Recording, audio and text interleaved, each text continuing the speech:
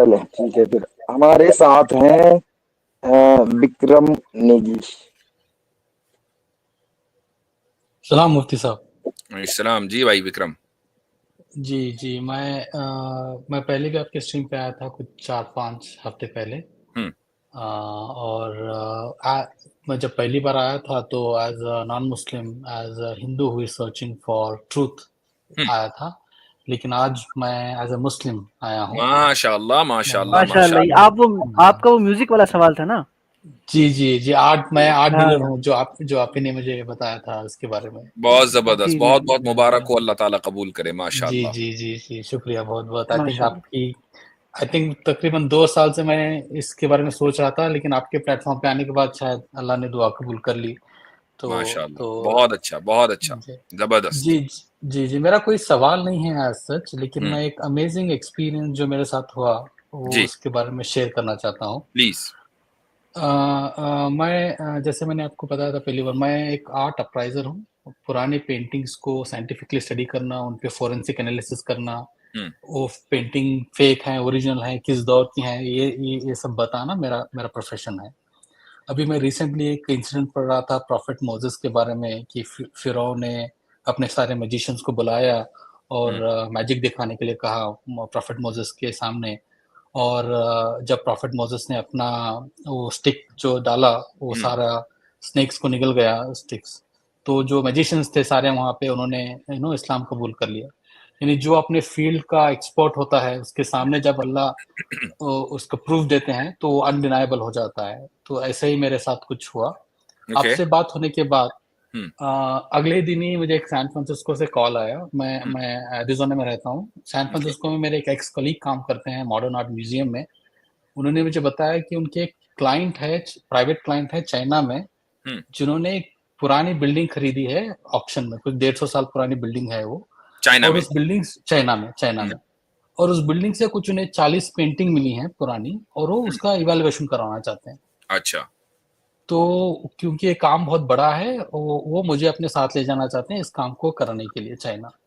तो हमने, और एक हमारे फ्रेंड हैं न्यूयॉर्क में सोहो म्यूजियम में काम करते हैं, तो उनको भी हमने साथ में लिया। तो हम 3 लोग तकरीबन 4-5, आपसे बात होने के कुछ 2-3 दिन बाद हम सब चाइना गए इस काम को करने के लिए। हम्म। तो वहाँ हम गए तो हम वहाँ देखा कि ये जो प्राइवेट क्लाइंट है, ऑफ कोर्स वो काफ़ी, वो जो जिस तरह का ट्रीटमेंट उन्होंने दिया और जिस हम्म। तरह का अरेंजमेंट उन्होंने किया था सब करने के लिए, वो पता चल रहा था कि वो काफ़ी रिच क्लाइंट हैं, ओके। जो इन्होंने ये किया है। तो हमने अपना काम शुरू किया। We started evaluating the paintings. कुछ 300 साल पुराने पेंटिंग्स थी, कुछ 400 साल पुरानी पेंटिंग्स थी, ब्रिटिश एरा की कुछ पेंटिंग्स थी। उस सारे पेंटिंग कलेक्शन में से एक अ, एक पेंटिंग निकली, वो पेंटिंग भी नहीं है, एक वो रफ स्केच है। तो मैं थोड़ा इसके बारे में डिटेल में बताना चाहूँगा कि हम्म। ये रफ स्केच क्या होता था। कि जैसे अभी हम किसी भी मोमेंट को कैप्चर करना चाहते हैं, हमारे लिए अभी बहुत आसान है कि हम फ़ोन निकालते हैं और फ़ोटो कैप्चर करते हैं। पुराने ज़माने में ऐसा नहीं हो पाता था। जो स्पेशली आर्टिस्ट्स हैं, वो जब भी बाहर जाते थे, अपने साथ इंक पॉट और एक एक रफ ड्राफ्ट कैरी करते थे। और कोई ब्रीफ मोमेंट कैप्चर करना है उन्हें मार्केट प्लेस में, नेचर में, जो बहुत ही ब्रीफ मोमेंट के लिए हो रहा है, तो एक रफ स्केच बनाते थे ब्लैक एंड व्हाइट इसमें। फिर वापस अपने घर जाते थे, स्टूडियो जाते थे, उस पर डिटेल पेंटिंग बनाते थे अपनी मेमोरी से रिकॉल करके। इस तरह पेंटिंग का प्रोसेस हुआ करता था पहले।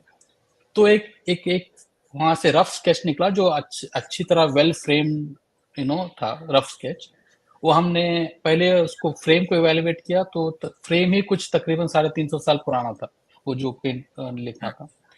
फिर जब हमने वो स्केच को इवेल्युएट किया, वो तकरीबन 1400-1500 ईयर्स ओल्ड कार्बन डेटिंग से पता चला कि वो उतने पुराना है।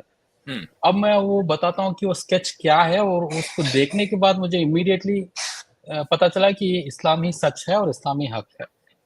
वो स्केच क्या है कि एक सिंपल सा स्केच है। एक झरना है और एक ग्रुप ऑफ एनिमल्स है, शायद टाइगर जैसे लग रहा है कि एक टाइगर की फैमिली है जो पानी पी रही है। एंड फ्रॉम आर्टिस्ट पर्सपेक्टिव, ये शायद वो रात को कैप्चर कर रहा है कि एक टाइगर फैमिली आई है झरने के करीब पानी पीने के लिए। और इस स्केच की अमेजिंग पार्ट ये है कि जो मून है ना, वो स्प्लिट है ऊपर। अच्छा, उस ओके, स्केच में वो दैट्स स्केच में जो है इंटरेस्टिंग। ना, हाँ वो मून स्प्लिट है, वो पूरा ओके, नहीं है, ठीक है। हम्म, और एक उसके ऐसा एक कंटिन्यूम एक ये है, और वो अगली फ्रेम में, इसी पेंटिंग का एक अगला फ्रेम है जिसमें मून को फिर से वही सीन है, एक टाइगर की फैमिली है जो पानी पी रही है और मून को पूरा दिखाया गया है।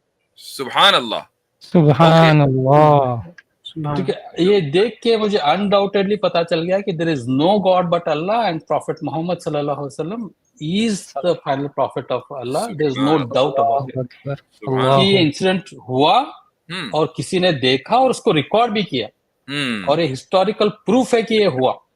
और ये I mean no god but Allah can do this kind of thing. सुभान अल्लाह, जबरदस्त।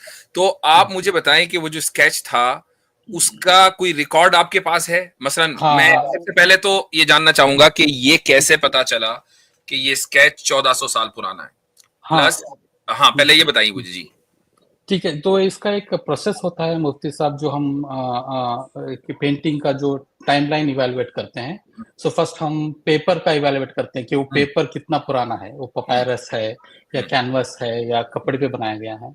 फिर हम इंक का इवेलुएशन करते हैं, जो इंक से वो बनाया गया है उसका केमिकल कंपोजिशन क्या है, वो केमिकल कंपोजिशन कब इन्वेंट किया गया था या कब यूज हुआ करता था, उस पे ये करते हैं। फिर फाइनली हम उसको माइक्रोस्कोपिक कार्बन डेटिंग पे डालते हैं, तब वो एक अप्रोक्सीमेट डेट मिलती है हमें। उसमें एग्जैक्ट नहीं पता चलता, 50-60 ईयर्स 100 ईयर्स का अप एंड डाउन होता है, but you know at least will come to know कि इस जमाने की है। फिर वो उसका हिस्टोरिकल रिकॉर्ड कहीं पे मेंशन किया गया हो कि यू नो कहीं पे किसी ट्रैवलर ने मेंशन किया है या किसी आर्ट हिस्टोरियन ने इसको मेंशन किया है कि ऐसी एक पेंटिंग एग्जिस्ट करती थी, तो उसको हम सारा रेफरेंस लेके इसका एक डेट पता करते हैं। ओके, तो उस स्केच के ऊपर, अच्छा वो पेपर के ऊपर था या वो खाल के वो ऊपर? वो एक उसको एक क्या बोलते हैं उसको, पपायरस जिसको बोलते हैं, लेदर और प्लांट के टेक्सचर से मिलके एक काइंड ऑफ पेपर बनता था उस जमाने में, अच्छा, ओल्ड, अच्छा, जिसपे ओल्ड पेंटिंग बनाया करते थे। वो ओके, कैनवस, अभी जैसा कपड़े का कैनवस, कैनवस मिलता है, कैनवस नहीं था वो एक अच्छा, काइंड ऑफ लेदर और प्लांट का जो रबर मिक्स मिलता है ना, उसको ओके, मिक्स करके एक ये बनाया करते थे। ओके। तो आपने फोरेंसिक उस पे इन्वेस्टिगेशन किया, आपको पता चला कि 1400 साल पुराना है, उसके ऊपर जो स्केच है, अब ये स्केच इंक से है, तो उस इंक का जो आपने जो इन्वेस्टिगेट किया, वो इंक कितनी पुरानी है? ये भी तो हो सकता है ना कि वो जो मटेरियल है वो पुराना हो लेकिन इंक नहीं हो। जी जी जी, तो हमने वो इंक का भी हमने इवेल्युएशन किया। तो इंक जो है वो दो टाइप की इंक यूज करते थे आर्टिस्ट उस टाइम पे, एक जो अपने नॉर्मल कलरफुल पेंटिंग बनाने के लिए और एक ऐसा रफ स्केच बनाने के लिए। तो रफ स्केच बनाने के लिए जो यूज करते थे वो कोल का जो कोयला होता है उसका पाउडर और एग व्हाइट मिक्स करके एक एक एक एक मिक्सचर तैयार किया जाता था, जो रफ स्केच बनाने के लिए यूज किया करते थे। तो वो एग्जैक्ट मिक्सचर के कंपोनेंट्स हमें उसमें मिले, coal powder and egg white egg. और ये कितने सौ साल पहले इस्तेमाल किया जाता था? तकरीबन एक काफी I mean even renaissance time से, यानी जो जो उस टाइम से लेके तकरीबन 1700-1800 साल तक ये यूज किया गया, जब तक ऑयल पेंटिंग इन्वेंट नहीं हुई तब तक अच्छा, ये रफ स्केच बनाने के लिए तब तक यही टेक्निक यूज किया जाता था। यानी जिस दौर में मून स्प्लिट का मिरेकल हुआ उस दौर में चाइना में ये सब्सटेंस इंक के तौर पर इस्तेमाल होता था। आर्टिस्ट यूज करते थे रफ ड्राफ्ट बनाने के लिए। आर्टिस्ट यूज करते हाँ, थे रफ ड्राफ्ट बनाने के लिए। ओके, हाँ, लिखने के लिए नहीं यूज करते थे लेकिन आर्टिस्ट यूज करते थे। ठीक है, ग्रेट। ठीक। अच्छा, तो अब जब आपने ये इवेल्युएट कर लिया और ये पता चला आपके पास दो स्केच हैं, एक में मून स्प्लिट है, दूसरे में मून स्प्लिट नहीं है, तो अच्छा ये जो स्केच है यकीनन अब इट वर्थ मिलियंस, ठीक है, ये कोई 500,000 डॉलर का मामला नहीं है, अब ये जी जी मिलियंस जी ऑफ मिलियन जी डॉलर की उसकी वैल्यू है। जी जी तो जी ठीक है, उसको जिस बंदे ने ऑक्शन में बिल्डिंग खरीदी उसका जैकपॉट लग गया। जी जी जी जी। आप मुझे बताएं कि उसका कोई फोटो या किसी तरह का आपके पास है या नहीं? नहीं नहीं हमारा एक लीगल बाउंडिंग होता है कि that we can not capture any kind of pictures. अच्छा, मैं आर्ट वर्ड से जो ये है, जितना ओपनली हमें देखने को मिलता है आर्ट म्यूजियम्स में, गैलरीज में, उससे 100 गुना ज्यादा प्राइवेट कलेक्टर्स के पास आर्ट है आज। अच्छा, हाँ, और अमीरों के लिए एक फाइनेंशियल एसेट की तरह ट्रीट किया जाता है। सही। तो rich people treat this as financial asset and they preserve it very privately. कई बार हमें ये भी पता नहीं होता कि हमारा क्लाइंट कौन है, सिर्फ हमें पेमेंट मिलती है, हम इवैल्यूएट करते हैं। ओके। तो some very rich and powerful people hold ownership of these kind of historical paintings. Okay. तो मैं तो अब इसका रेफरेंस यानी ये चीज तो दुनिया के सामने लाने की है कि इस तरह की एक पेंटिंग चाइना में मिली है। चूंकि अभी तक ये डिबेट होती थी कि भाई जब मून स्प्लिट हुआ तो किसने देखा, अगर देखा तो उसका हिस्टोरिकल रिकॉर्ड क्या है। तो ये हिस्टोरिकल रिकॉर्ड तो सामने मौजूद है, लेकिन दुनिया के सामने नहीं आया। तो अब ये दुनिया के सामने इसके आने का क्या तरीका है? जी, अगर इसके दो तरीके हैं, या तो जो ओनर हैं वो खुद वॉलंटरली इसको दुनिया के सामने लेके आए, या तो कोई इनसे खरीदे पेंटिंग और वो दुनिया के सामने लेके आए। ओके, ठीक है। अच्छा, मुझे ये बताएं कि आपके पास मसलन अगर कोई अब किसी को नहीं पता, हो सकता है कि वो ओनर अब चाइना में बैठा हुआ, किसी को नहीं पता, लेकिन लोगों को आपका पता है, भाई एक साहब है विक्रम नेगी, वो इस मामले के एक्सपर्ट हैं। इमेजिन करें कि कोई ऑर्गेनाइजेशन इस चीज को इसको खरीदना चाहे, तो वो आपके थ्रू उस तक पहुंच सकती है? जी, जो मेरे और एक जो मेन जो कांटेक्ट हैं जो सैन फ्रांसिस्को में है, उनके थ्रू इन तक पहुंच सकती है।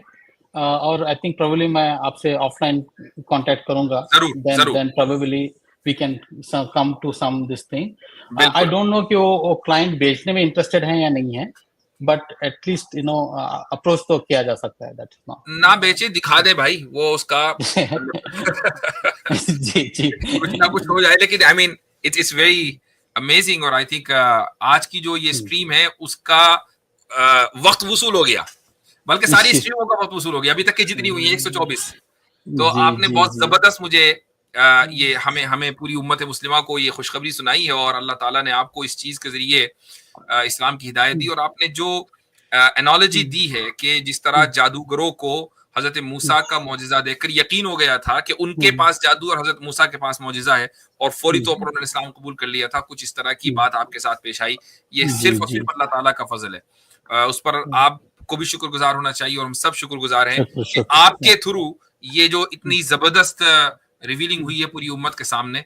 तो इंशाल्लाह मुझे आप एक तो ये कि ईमेल करें, मेरा ईमेल चल भी रहा है, तो ईमेल कीजिए, मैं आपसे कनेक्ट करूंगा, कांटेक्ट करके बात देखेंगे हम किस तरीके से उस तक पहुंचा जा सकता है, मुख्तलिफ ऑर्गेनाइजेशंस को इन्वॉल्व किया जा सकता है। I think it's a very powerful revealing.